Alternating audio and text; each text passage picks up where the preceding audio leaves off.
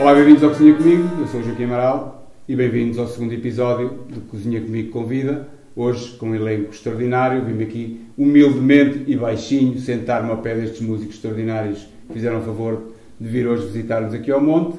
Tenho aqui à minha direita o João Moreira, tenho o Ricardo J. Dias, tenho o Bernardo Moreira, que é irmão do João Moreira, e o Paulo Bandeira. O Ricardo está no acordeão, temos aqui o trompete do João, o Bernardo com o seu contrabaixo e a bateria ali do Paulo. Isto vai ser um momento épico.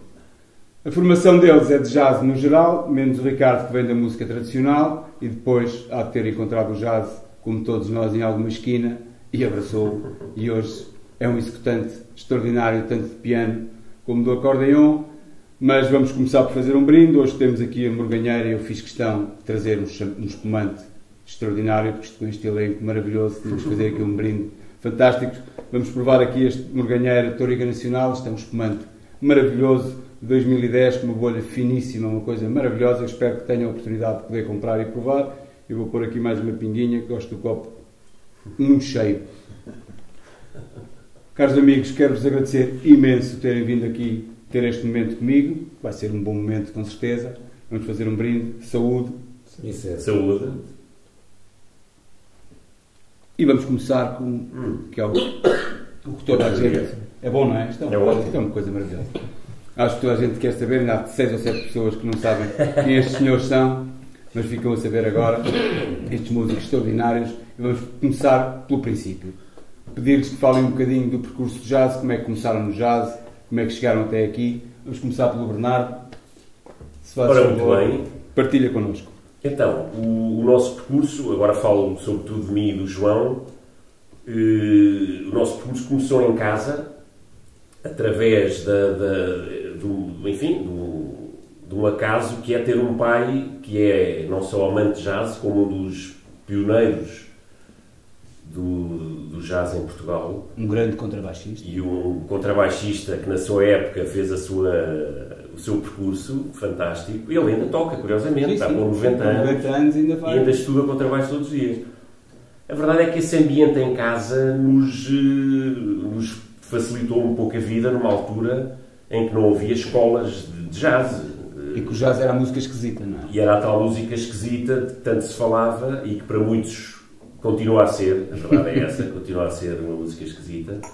Mas de maneira que isso, para o João, para mim, para os meus outros irmãos, isso foi muito natural. Nós tínhamos acesso a discos, claro, que ouvíamos repetidamente e, portanto, começámos naturalmente a tocar sem saber muito bem o que estávamos a fazer. De maneira que isso foi feito com muita, enfim, com uma generosidade, que também própria da idade, e começámos assim, basicamente.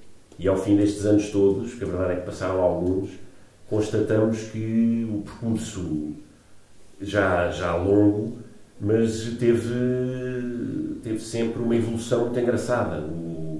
Eu penso, e já o disse isto noutras ocasiões, o jazz vive atualmente um período muito saudável e muito ativo. Há muito bons músicos, a quantidade aumentou. Não é? Eu costumo dizer que Portugal deve ser dos países do mundo com a melhor taxa por metro quadrado de músico de jazz. Somos um país muito pequenino e para o tamanho do país temos uma quantidade de músicos ótimos.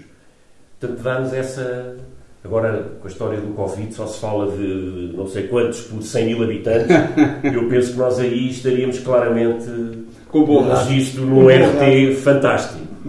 Mas a tua formação é no Hot Club? Não, curiosamente não. A nossa formação, e falo pelo João também, a nossa formação é feita em casa. Não, sim, o começo, não é? O começo. Nós nunca frequentámos a escola do Hot. Nós depois começámos a dar aulas na escola do Hot. Isto pode parecer um bocadinho vaidoso, mas na altura o Hot tinha uma pequena escola liderada, quem a fundou foi o Zé Eduardo, que é um mito, enfim, para muitos de nós, e que continua ativo. Ele vive no Algarve atualmente. Muito ativo. E muito ativo, exatamente. E, portanto, ele fundou uma escola, mas nós, curiosamente, enfim, por razões que agora também não interessam, nós tínhamos a sorte de sermos muitos e de tocarmos instrumentos diferentes e, portanto, nós tínhamos a nossa pequena escola em casa. E quando saímos para o mundo, saímos logo para tentar tocar e dar concertos. E depois, curiosamente, aproximámos-nos do OT numa fase em que já fomos dar aulas. Portanto, nenhum de nós foi aluno da escola do OT, curiosamente. Pronto, é só uma pequena curiosidade, mas a escola também cresceu brutalmente. E tem imensos alunos. E hoje em dia tem mais de 300 alunos, penso eu. E nós tivemos uma ligação ao OT de sempre, não é? Tipo, o vosso pai sempre ligado ao OT também. Claro. Mas é engraçado que a nossa formação é... Claro, depois todos nós fomos estudar, mas mais a música clássica, a música erudita, do que propriamente... Eu nunca estudei nessa fase, nunca estudei jazz numa escola. Ok. Mas o João segue, vai estudar para a América. Sim, mas mais tarde. Ou seja, eu fui autodidata sempre a tocar ao ouvido. Sim, porque tu escolhes os instrumentos que é muito na tua altura, então, super invulgar. Não queria tocar ou guitarra, ou bateria, ou sim, talvez na linguagem do jazz não é um instrumento invulgar, é um instrumento muito presente. Mas de facto é difícil para uma criança ou para os pais de uma criança comprarem um trompete para uma criança começar a tocar. Muito mais fácil comprar uma guitarra. Exatamente. E muito mais barato. Sim. Porque, enfim, o trompete é 20 vezes e mais harmonioso, não é para quem ouve, se calhar, até saber tocar.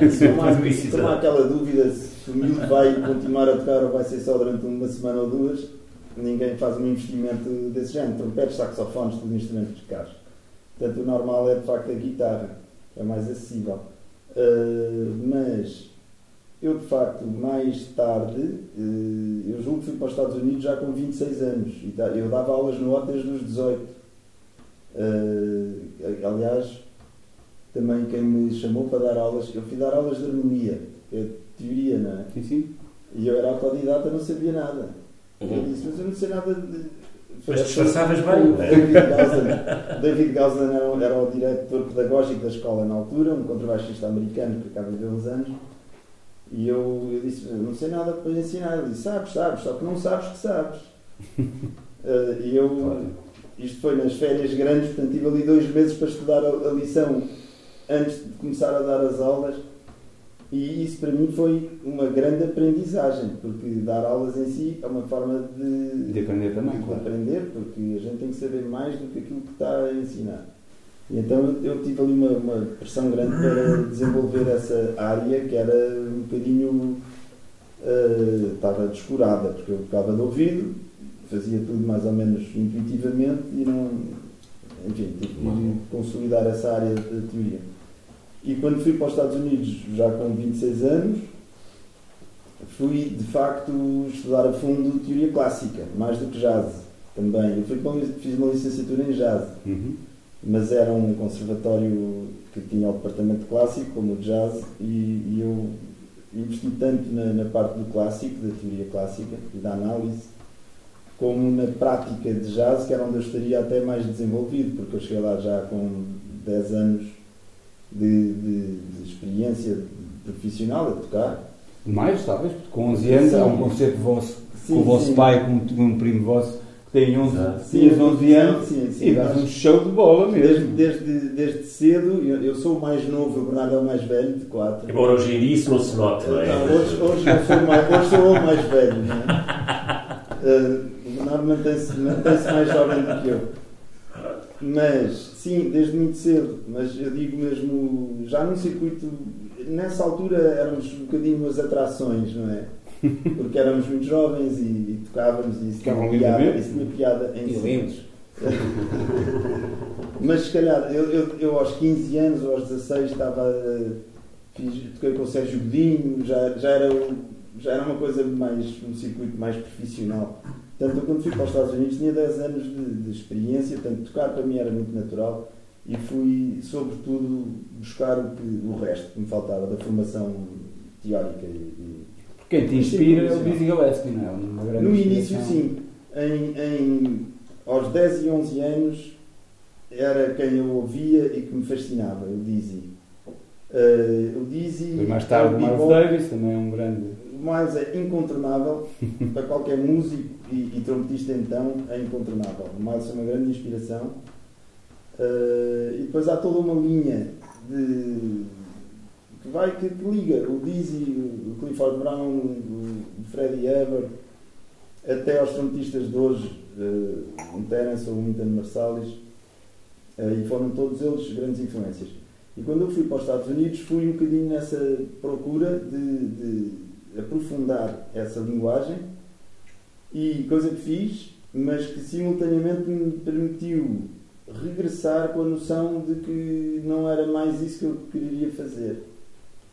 Portanto, para mim foi, ao mesmo tempo que fui lá buscar essa linguagem norte-americana, regressei com a vontade de explorar daí para a frente, e eu voltei no ano 2000, daí para a frente explorar mais a linguagem europeia. E isso vai completamente no sentido de abraçar o que é a linguagem jazzística portuguesa. E daí a ponto com o Ricardo. E daí a colaboração com um músico extraordinário como é o Ricardo, que é um improvisador. Ele não se assume como improvisador jazzístico, mas isso a mim... A nós não nos interessa nada. Porque é um improvisador e a linguagem musical é muito inclusiva. E, portanto, a linguagem europeia é diferente da norte-americana, mas tem esse terreno comum de exploração e de improvisação. E, portanto, hoje em dia interessa-me mais isso, mas pronto, era só isso que eu queria dizer. Vamos passar ao Ricardo. O Ricardo tem um percurso engraçado na música tradicional e tens uma coisa muito engraçada, um pormenor aqui que acho que deve ser dito, é que consegues ir ao fado e meter o piano no fado, que é uma inovação, e começas a criar uma nova forma de tocar o fado, uma nova forma de nós ouvirmos o fado, que depois leva a outros músicos que se inspiraram em ti, seguirem esses projetos e as coisas andarem de outra forma, não é? Isto tudo em Coimbra, de onde somos os dois. Exato. Curiosamente, o meu percurso musical começa porque o meu pai me deu um acordeão quando eu tinha 5 anos. Perguntou-me se eu queria um acordeão ou uma bicicleta. Eu disse que queria uma bicicleta, lá. E eu dei-lhe o meu acordeão. Porque era músico. Também era músico. E por na altura nós estávamos em Angola e ele achava que era perigoso andar de bicicleta lá. Eu achava maravilhoso. Não dava de bicicleta, não dava trotinete. Mas depois é um percurso absolutamente de autodidata. De começar a ter nos grupos de baile, quando já cá estava. Depois conheço um grupo que é a Brigada de Tajara, com o qual participei muito tempo. Depois conheço autores fabulosos da música popular portuguesa como Fausto, com quem toquei há alguns anos. E daí é que vem a minha formação. A minha formação é no fundo tocar com esses grandes autores e tocar com músicos que tocavam com ele. E obrigar-te a ter que ir atrás, não é? Crescer, não é? Nomeadamente havia alguns que eram grandes nomes do jazz, o André Sousa Machado, não é? Que tocava com Fausto. Grande baterista. O António Pinto. Porque já esse pessoal do jazz aproximava-se muito isto é, tocava com estes cantautores, não é? Com o Sérgio também. Porque também precisavam de trabalhar e de ganhar dinheiro, não é? Sim, porque era por isso e porque eram estilos de música desafiantes também. A própria música era maravilhosa, tanto o Fausto, como o Sérgio, como o Vitorino. São músicos com que, nomeadamente, eu aprendi muito. Não é? E os músicos com quem eles tocavam também. Mais tarde, depois faço uma pontezinha para o fado. Tenho logo umas participações logo ao princípio, até com o Bernardo, nas gravações já nos discos da Nízia, né? Exatamente. E depois consegui, mas não foi o primeiro. Houve muita gente já antes de mim a abordar o piano de uma forma muito bonita. Por me lembrar de Carlos Azevedo, que já morreu. Tocava muito bem, tinha essa linguagem muito próxima do fado. Claro que depois a gente sentir esse pulsar da música ajuda muito, não é? Claro. Porque a música é o sentir, não é? Exato, se não se sente, exato. não estamos lá a fazer nada. Pulsar e saber dançar com aquilo que se vai passando é extraordinário. E eu achava que o piano também podia ser uma alternativa neste caso, não substitui, mas é uma alternativa à viola. Né? E daí depois conseguir intrometer-me como a guitarra e com o contrabaixo, neste caso, com várias formações que nós tivemos, e sendo o piano também substituto da viola, neste caso. E pronto, e continuo, e fui conhecendo sempre ao longo deste percurso todo, fui conhecendo cada vez mais músicos de jazz. E que se vão interessando pelo teu trabalho. O trabalho, enfim, de muitos dos outros, mais ou menos, é recíproco. Porque eu aprendia muito, não é? Claro. E voltamos à estaca zero. Eu aprendi, a minha formação é de facto com os músicos com quem eu toco ao longo da vida. São esses que me ensinam, como é que fazes, como é que não fazes, como é que a gente interage. E assim foi. E assim cheguei. E mal ou bem. Muito bem. Paulo, está ali escondidinho. Tu começas numa filarmónica. Exatamente. E depois vais para os Estados Unidos. Não. Depois, mais tarde. Eu comecei na filarmónica da minha aldeia, Salveu, que agora, hoje em dia é vila, mas... E tocava marchas, e as marchas fúnebres nos funerais, e aquelas festas do norte, não é? Do verão, da Santa não sei o que, Senhora da Agonia, aquelas coisas todas, as vilas e aldeias e cidades. E isso foi a minha formação até aos 16 anos. Depois concorri para uma banda militar em Lisboa, passei, e aí começou, e um falecido colega nosso, todos, um dia saímos da ópera, estávamos a fazer reforço na ópera, e sempre São Carlos, tipo 1h da manhã, ele diz: pá, Paulo, vamos ali, que uma escola onde está saxofone e tal, e onde toco jazz e tal, jazz, saxofone, então tu não és violinista. Era o Jorge Reis, que não está entre nós, e... Eu conheci muito bem também. E foi a minha primeira presença no OT, e lembro perfeitamente quem estava a tocar. Era o Carlos Vieira, baterista, o Cacum, David Gausen, Maria João, Mário Lajinha e... Lembro da Maria João a imagem com umas jardineiras e com uns totós assim, e eu fiquei maravilhado com as amigas, com as carapuças. Fiquei uau. E a partir daí comecei-me a aproximar do OT, mas nunca comprei a minha primeira bateria, tinha 25, 26, porque eu era percussionista clássico. E pronto, foi uma paixão. E também encontrei, aliás, há uma história curiosa. O João, na altura com a mulher, vinha a descer, era a Sexta Avenida, e eu, já a proibição de fumar, não é, dentro das escolas, eu estava a fumar na rua, à porta da escola, e vejo um gajo qualquer, né, Nova Iorque, Manhattan, a tirar o braço acima da mulher e veio-me dar um abraço. Foi assim. Depois descobri o jazz e fui por aí. Também, na altura toquei com o Janita, com o Rão, com o Vitorino, e com N gente, e outras orquestras sinfónicas também, e era por aí que eu andava. Agora, mesmo que falares no Rão, é engraçado, porque vocês todos, uns mais do jazz do que de outros, depois como o Rão Quial, que também vem do jazz e depois pega no fado e faz aquele disco até o fado bailado, vocês também encontram, neste caso até o Paredes, no caso dos Paredes, e vão ao encontro da nossa música tradicional, popular, o que podemos saber, e tu em 2002, 2003, 2013, lanças o primeiro disco, ao Paredes Confesso, em que dizes que o Paredes vem ter contigo e que não és tu que vais ter com ele, agora é que tu vais ter com ele. E que ele vem ter contigo, que tu te apaixonas, e começa a ter uma história engraçada, porque acontece em Coimbra, a primeira vez que ouves o Carlos Paredes é em Coimbra, em casa do Ricardo. É verdade.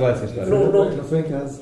Não, foi numa república. Em casa, numa república. Tu mantinhas um quarto numa república. Não sei quantos anos depois de deixar de estudar. Ainda nada a estudar. Então foram muitos anos. Este homem é um troglodita. Eu mudei para aí 4 vezes de curso. Opa, desculpa, mas eu tenho que dizer uma coisa. E tenho muito prazer que ao fim de muitos anos andarmos nas estradas e nas loucuras e na música, não é? Nesta cena que é a arte, tanto João como o Bernardo, ao fim de muitos anos andarmos, mas a partir louça mesmo, em todos os aspectos, foram umas pessoas com muito orgulho, é o que tinha que dizer isto, na Superior em Lisboa. Obrigado, professor. Mas é então nessa República que tu ouves a primeira vez? Essa noite foi uma noite absolutamente inesquecível para mim, inesquecível. Nós, acho que não vou mentir, nós estávamos a gravar aquele disco do Vitorino. Exato. Que gravamos, Alentejanas e Amorosas. É um disco extraordinário. No Mundo Formoso. Exatamente, estávamos a gravar um disco. E eu, na altura, vivia na República, não é? Então, a seguir ao jantar, disse, vamos até ali. Aquela coisa, conversar um bocado. E eu, de repente... Isto não é morganheira, porque a morganheira nisso é irrepreensível. Isto é o seu estado natural. Vocês não se preocupem.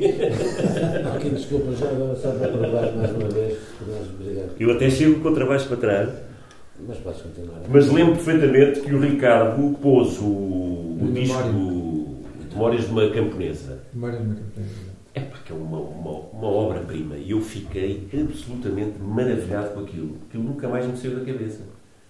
E tanto é assim que, pouco tempo depois, comecei a ouvir compulsivamente o Carlos Paredes e deu nesse tal disco, de 2002, penso eu, em que eu, com uma formação de jazz, nós na altura estávamos muito envolvidos com o jazz, com todo aquele processo.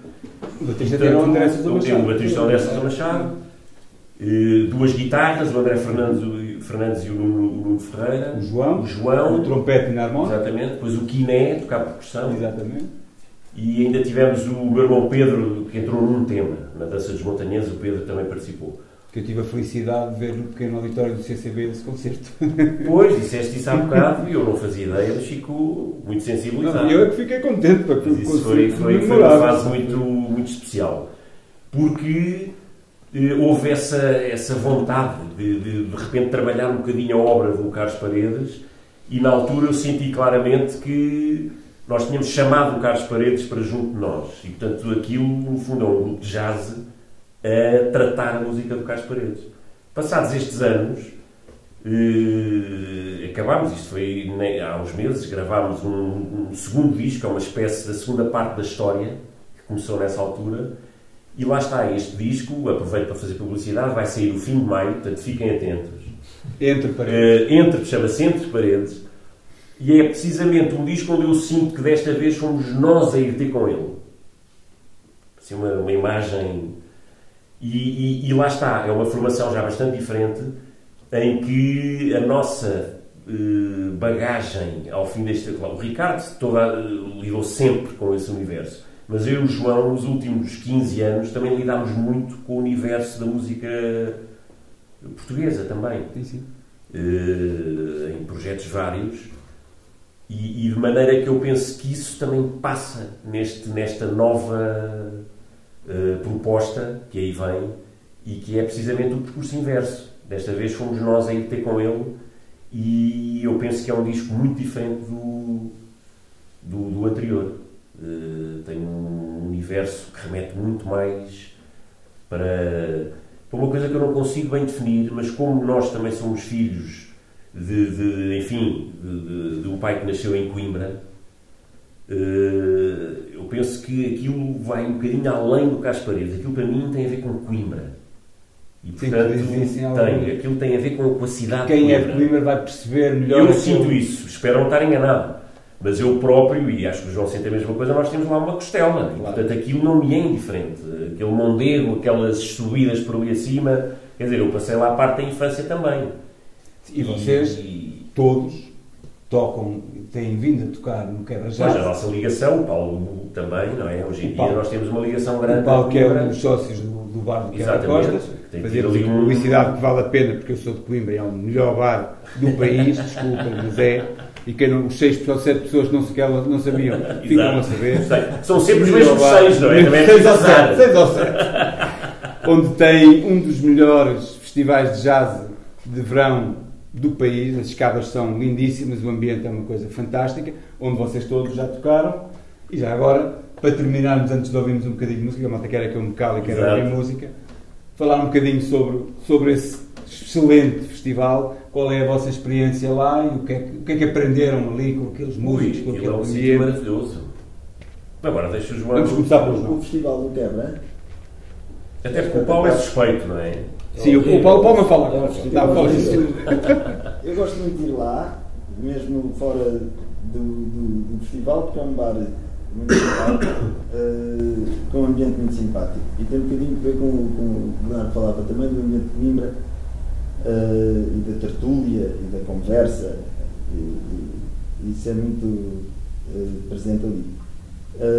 O ambiente do festival é excepcional porque temos a escadaria, como disseste, que está completamente apinhada, desaparece por completo, tirando o palco, uma moeda que está lá no meio. Uma moeda que está, e portanto nós estamos a tocar completamente envolvidos pelas pessoas, pelas escadas fora e pelos prédios ali à volta. Cheios de gente a janela. Tem muita história, porque é uma zona muito antiga da cidade. E é um ambiente excepcional, porque acaba por ter aquela intimidade que vem da proximidade física. Está tudo, é como tocar um bocadinho num clube de jazz antigo, daqueles muito pequeninos e muito cheios. Calor das está, pessoas, está tudo muito próximo. É muito intenso. Porque a nossa troca, há bocado o Ricardo falava de interação entre os músicos. A interação não é só entre os músicos, é também com tudo que está à volta e as pessoas que estão à frente. Sim, se o músico for fazer um concerto e estiver sozinho. Exato, os músicos tocam uns com os outros, mas tocam todos para quem os ouve. E nós também ouvimos, também somos ouvintes ao mesmo tempo que tocamos, também ouvimos. Mas é um processo que se completa. Tocar é algo que só se completa quando alguém está a ouvir, não é? A gente toca para alguém, claro. E isso ali é mágico, fica um ambiente mágico. De facto, eu não conheço outro ambiente semelhante. Não sei. O que é que o Ricardo tem a dizer sobre isto? Tenho pouco a dizer, porque a grande verdade é que eu quando lá vou é para assistir. Claro. Não, mas vais assistir vários amigos. Claro. A grande verdade é que depois eu acabo porque desde as participações que já tive até com o João Paulo, os Teus da Silva, depois há músicos que eu gosto, que vou sempre ouvir, não é? Porque me dizem muito, porque há sempre uma linguagem mais comum, isto musical, e depois está o outro lado do convívio, que é extraordinário, de facto. Mas estou lá sempre batido, não é? Mas às vezes também não digo, não posso dizer muito porque aquilo é um bocadinho perigoso. E às vezes não há muito para quebra-costas. Mas escorrega facilmente. Tu consegues ir buscar isso também no teu espaço, que é o Capela, outro belíssimo sítio em Coimbra para se poder ouvir fado. Sim, e aí também acabas por conseguir isso, que é ter ali um ambiente, um calor humano enorme, não é? Porque as pessoas, então o fado também tem isso, as pessoas vão para ouvir fado e nem se fala para ouvir fado, está tudo caladinho, sim, tudo sossegadinho para vos ouvir e se deliciar com o que vocês fazem, não é? A Capela é mais um espaço de fado de Coimbra mesmo, não é? Onde tocas piano. Onde toco piano e acordeão também. Que não tem nada a ver com o fado de Coimbra, não é? Com o princípio do fado de Coimbra, não é? Não terá. Não terá, mas isso é uma velha discussão do pessoal que eu direi mais entendido do que eu, não é? De forma habilidosa, não é? Tem mais anos do que isso do que eu. Mas a grande verdade é que eu acho que eu ainda continuo a achar que o importante não é aquilo que nós tocamos, mas a forma como nós o tocamos, não é? É sempre muito mais interessante se a gente acrescenta alguma coisa, enfim, àquilo que já está portanto, instituído. Se nós acrescentarmos qualquer coisa, seja com o piano, com o acordeão, com um instrumento qualquer, que valha alguma coisa, que seja interessante musicalmente, portanto a gente não toca fado, nem toca jazz, nem toca isto, nem toca aquilo, toca música. A vossa música. A música que é, no meio disto tudo, é que é aquilo que tem que sobreviver. Não é? Que é mas Coimbra é difícil nesse sentido. Impor alguma coisa em Coimbra é muito difícil. Eu sou de Coimbra, vivi lá muitos anos, sei bem como é que é Coimbra. E pegar no fado, numa casa de fado. No fado de Coimbra. O fado de Lisboa já faz a Assembleia, mas o fado de Gingão é um fado completamente diferente. Nem sequer é comparável, nem vamos falar sobre isso. O fado de Coimbra tem o introduzir o piano no fado de Coimbra e alterá-lo em Coimbra não é fácil, e acredito que concordes comigo, porque Coimbra é um ambiente fechado e que é muito restrito e que é muito muito de hábitos e tem que ser tudo assim como era. E eu acho que... Eu também acho que tem que ser um bocadinho como se diz. Não, mas tu alteraste. Agora podemos, de facto, depois mexer um bocadinho. Desde que a gente sinta que existe algo que se identifica, que consigamos identificar. E as pessoas identificam. E as pessoas identificam, permite isso é bem importante, não é? Agora, se a gente vai para lá e transforma e aquilo já não é nada, isso também não vale a ninguém. Não vale nada. Agora, se a gente transforma alguma coisa, ou se quer transformar, ou se tem a veleidade de transformar, que às vezes também é isso, a veleidade de transformar, e mesmo assim aquilo soa, e se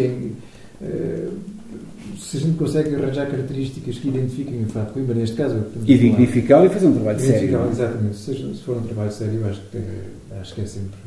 E muitos parabéns pelo que tens feito muito bem. Paulo, para terminar, conta-nos só aí um ou outro episódio, porque eu acho que tu, em Manhattan, deves ter tido umas histórias bastante engraçadas, porque além de teres tocado com bateristas excepcionais... Eles estiveram mais em Nova Iorque. Eles estiveram muito mais tempo lá que eu. Não, eu não. O João sim. Quer dizer, mas o João já falou, agora és tu. Agora és tu. Conta lá uma história outra engraçada, que has de ter umas histórias engraçadas. Tive magias engraçadas, sei lá. Eu tinha conhecido o Alfossa, baterista do Miles Davis, é? Sim, até por acaso acho que só gravou um disco, 2 ou 3 temas só num disco, mesmo jazz. Se eu só tivesse estado ao lado dele, já me chegava para dizer. Ele era o baterista do Miles na cena mais elétrica. E o Miles dizia: não, tu és o baterista com mais swing que eu conheço e tal. Ele dizia: meu filho também está. Mas porquê é que não me convidas para os discos de jazz mesmo? Só para o rock elétrico e tal, jazz elétrico. Estiveste em casa dele? Sim, dormi durante uns tempos. E é o mestre. Mas o que eu tenho de memória, a primeira é entrar no Village Vanguard como entro no Hot Club e tinha que pagar o segundo set para mais a bebida se quisesse ver o segundo set, e estava na mesa das mulheres dos músicos, que era um quarteto que era com o Dave Holland, Joe Lovano, John Scofield e o Alfossa. Puxa, meu Deus. E então estava na mesa das mulheres dele e quando fiquei, entrava no Village assim. Mas e há histórias engraçadas por outros pais, o Smalls, o João também entrar pela porta de prédio traseiro, para entrarmos pela cozinha quando já estava fechado o Smalls. No Smalls, claro. Coisas assim bonitas, foram coisas bons tempos, não é? Velhos tempos. Mas o João teve lá muito mais tempo que eu. Os homens que não estavam muito caladinhos. Mas sempre com juízo, é o que se tem que ser dito, é sempre com juízo. Sempre com juízo. Mas foi bonito. Eu era músico clássico, eu fui para Nova Iorque já com 2 filhos. Já fui tarde, mas pronto, nunca é fazer o meu melhor. Nunca é tarde. E vão ver que nunca é tarde, porque este senhor é um monstro de cada vez. Não, curioso, o meu primeiro professor em Nova Iorque foi um baterista que é o Michael Lauren, que é um grande pedagogo, que é o grande responsável de muitos bateristas dos últimos 10, 15, 12 anos, segundo, não é mais ou menos? Por aí, sim. Por aí que ele veio para Portugal. Foi o meu primeiro professor em Nova Iorque e Michael Lauren é um gênio como pedagogo, é incrível, fez muitos bateristas, isto sobre a conversa do jazz em Portugal, que o Bernardo estava a dizer, cresceu e que era... Temos aí bateristas fabulosos, além dos outros instrumentistas todos, a tocarem desalmadamente, e o Michael Lauren tem grande porcentagem de culpa nesse aspecto, porque ele realmente é excelente pedagogo. É curioso, veio viver para Portugal e enfim, é isso. Mas foi altamente andar com estes moinas na estrada e andarmos a tocar por aí, conhecer pessoas e ver uns copos e conhecer teatros, bares, clubes, e isso é que é a fixe da vida. E tentar fazer o nosso melhor e criar música e tentar fazer o nosso melhor. E muito bem, não é? Muito bem mesmo. Vamos tentando sempre fazer coisas. É isso. Só uma última pergunta, porque o vosso pai disse uma coisa muito engraçada, que no tempo dele, em Portugal, havia 1500 pessoas que gostavam de jazz, e que hoje, muitos desses 1500 já morreram, há outros, mas continuam a ser 1500, é mais 1500 ou 2000, como os políticos e essa gente, que agora diz que gosta de jazz porque fica bem, mas que não percebe puto de jazz. O que é que você tem a dizer disto? Não, claro que o engenheiro, que nós chamamos ao nosso pai o engenheiro, gosta de ser polémico e gosta de dizer assim umas coisas para criar. Mas eu acho que se fez um caminho. O jazz continua a ser uma música esquisita. Para muitos ainda é esquisita, é um facto. Mas quer dizer, não há comparação. Acho eu gosto de pensar que hoje em dia há mais público do que havia há 30 ou 40 anos. Há mais informação, as pessoas têm mais acesso de uma forma mais direta, e de maneira que não diria que teve assim um acréscimo gigantesco, mas mesmo assim acho que há mais gente a ouvir jazz. Agora, que jazz? Essa é outra questão. O jazz também teve aqui uma evolução muito Estranho. Não, muito rápida, e portanto há muitos jazzes também, não é? E portanto hoje em dia dizer só jazz acaba por não definir muito. É pouco. Tipo, É pouco. É um chapéu que se tornou demasiado grande, é um facto. Mas isso era outra conversa, agora ficávamos Claro. aqui. Mais 2 horas não Mais quero 2 ouvir horas. música. É isso. Era preciso- Caros amigos, mais uma vez vos quero agradecer imenso esta gentileza que fizeram de vir aqui visitar. A seguir tenho um arroz de pato, Pois, por isso é que eu não me quis alongar. que é o melhor do mundo. Dizem os meus subscritores do canal que é o melhor do mundo. E depois temos um bolinho de bolacha para a sobremesa. Que é tudo Eu ouvi dizer que vocês gostam disso também. Que é tudo Há uns passarinhos falantes, os papagaios que vão. Portanto, vamos acabar com mais um brinde. Que acho que merece. Assim põe-se. Este Morganheira, acho que está. Está no ponto. A morganheira está. Saúde Saúde e ao obrigado. jazz E cedo. e cedo. Morganheira. Mais uma vez, este segundo episódio, como veem, foi um êxito. Estes músicos são pessoas extraordinárias. O jazz é uma música extraordinária, como vão agora ouvir este tema. A vida é feita de momentos. Gozem este, que eu agora vou-me sentar ali e gozá-lo também. Muito obrigado.